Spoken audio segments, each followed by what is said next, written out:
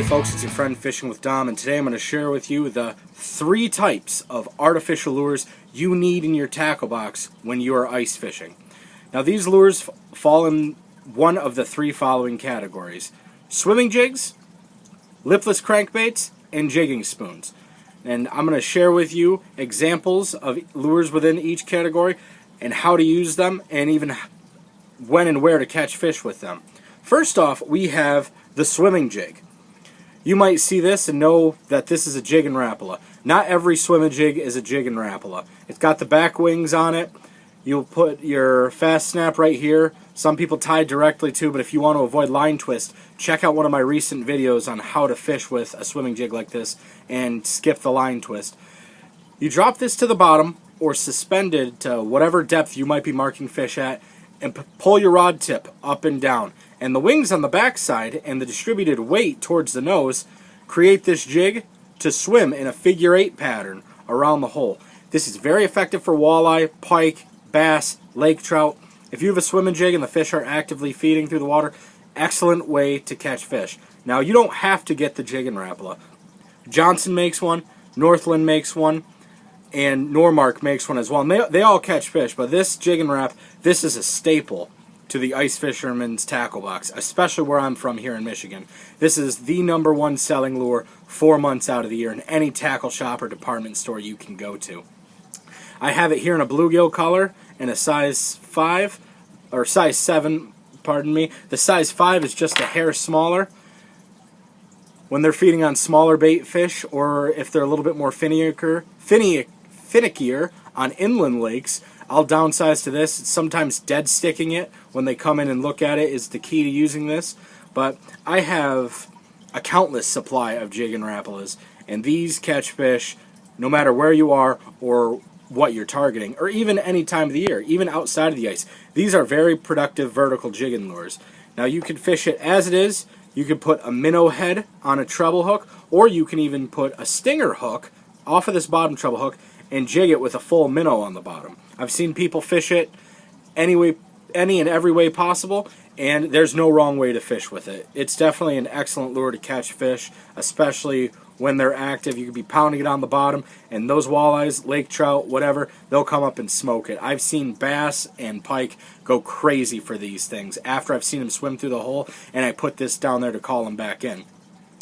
Now, Rapala also makes a smaller, more stout model called the Jigging Shad Rap, just a little bit smaller. It's got the same action. It's just a taller profile as well. So when you're jigging, sometimes this is a better answer. Sometimes the longer, skinnier one.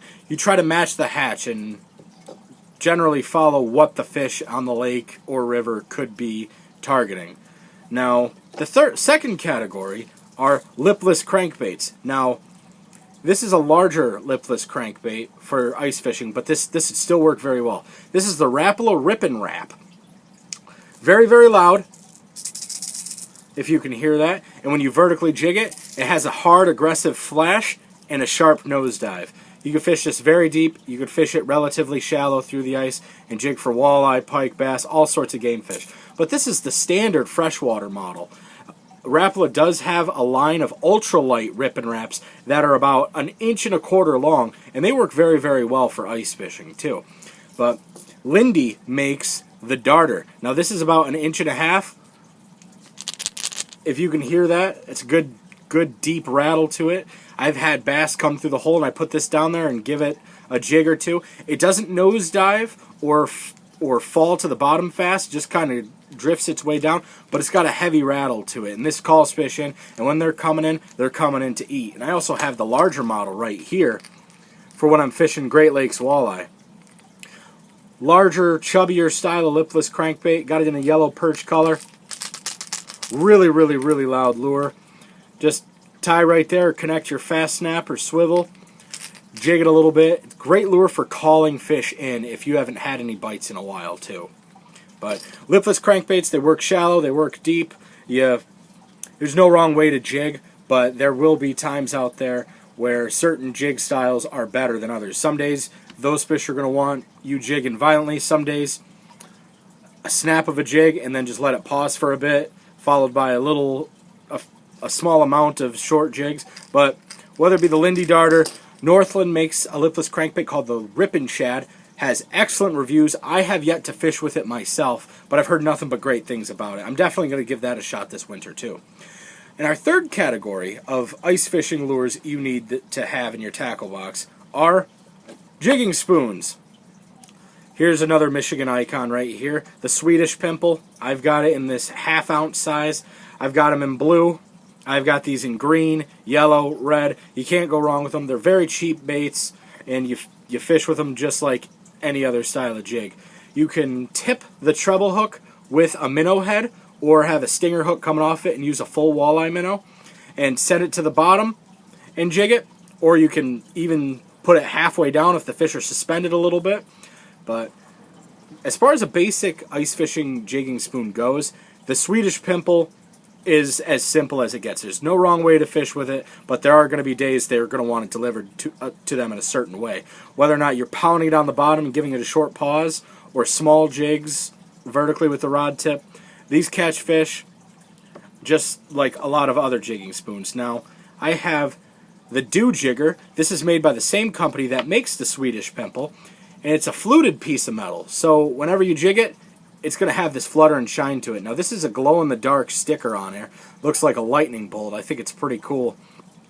Give that a couple of jigs here and there. These are very, very popular anywhere you go ice fishing. These come with little red flaps. They also come with a tiny yellow flap you can add to the split ring as well. Very, very solid. Another very basic jigging spoon. For smaller jigging spoons, you can't go wrong with a tiny Acme Castmaster or the Johnson Splinter. That's another good spoon as well. Just maybe an inch and a quarter long, silver. It's got a blue stripe on the side of it and a tiny treble hook. When I'm perch fishing Lake St. Clair, I'll take a little bit of red or yellow yarn and dress it on this treble hook. So when the fish see, this shiny metal object swimming through the water, well, it'll appear to be swimming through the water, you're really jigging it, they're going to hone in on that tiny piece of red yarn or even a plastic salmon egg, for example, and they're going to think that it might be a wounded bait fish, and the caller will call them in, and it's caught me a lot of perch, needless to say. It's caught me a lot of perch, a lot of silver bass. There's no wrong way to fish with them, and big bluegills too. And here's another ice fishing jigging spoon. VMC makes this one. It's got a really nice holographic paint job to it and a wicked paint job. Well, it's a sticker, so very, very nice color regardless of whatever it may be. Very strong VMC hook on the bottom. Now with the smaller ones, like I've said before, I'll put yarn on the treble hook. Sometimes I'll put a wax worm or two on there, or even a minnow head. When the crappies are coming through, if I'm not fishing a whole crappie or a wax worm and I want to see if I can get them to bite actively, I'll put a minnow head on there, and they'll just go absolutely bananas for it. Gives it a little bit more scent. It beefs up the profile a little bit. There are all sorts of different jigging spoons out there that you can't go wrong with. There is also a design of spoon called a Russian beaded spoon. Now, I'm guessing that these originated from Russia, but if you look at the design to it, it's got this tiny bend to the surface, and when you actually look at it, the actual weight of the body is towards the bottom of the hook. So when you're tied up to the top of this spoon and you give it a quick little jig or a little snap, it's going to flutter itself back down just like that.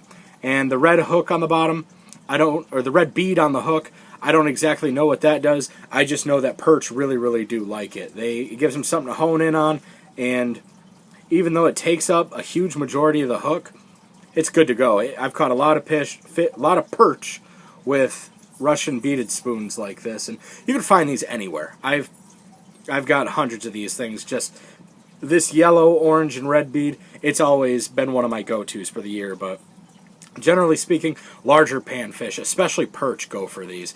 Since there's not much hook left exposed outside of the bead, I generally don't tip it with a minnow head or a waxworm. It's kind of like putting a hat on a hat. The bead's already there to attract the fish in. But for panfish, and even walleyes in some instances, I've heard people catching walleyes with these too. Good lure to have, good jigging spoon to have.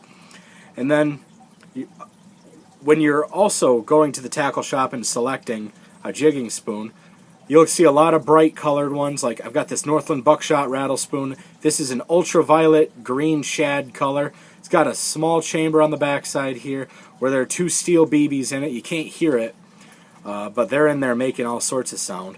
And this is another very, very promising jigging spoon.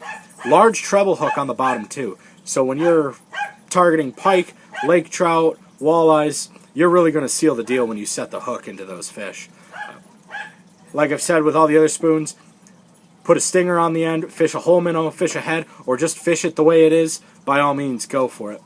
And I also have this jigging spoon right here. It's in this frog color. I really like it. This is a Fishbones custom lure jigging spoon. These are made in Houghton Lake, Michigan by my good friend Matt Peterson. And they have a rattle chamber on the inside too. And you can't hear it as loud as you can hear the rattle in the lipless crankbaits. But a small rattle can make a difference because sound is magnified 7 times underwater. So, great lures to fish with, jigging spoons. You don't have to be specific with what one you're using. Some rattle, some don't. Some will flutter just a little bit differently. Just get a couple and try them out. And when you're fishing, let the fish tell you what they want. But I'm going to wrap this up here. But let's go over the 3 categories real quick that you need to be successful on the ice.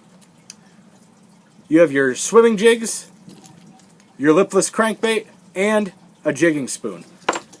Every angler who targets walleye through the ice, or predator fish through the ice, or even panfish through the ice, these are the types of lures that they have.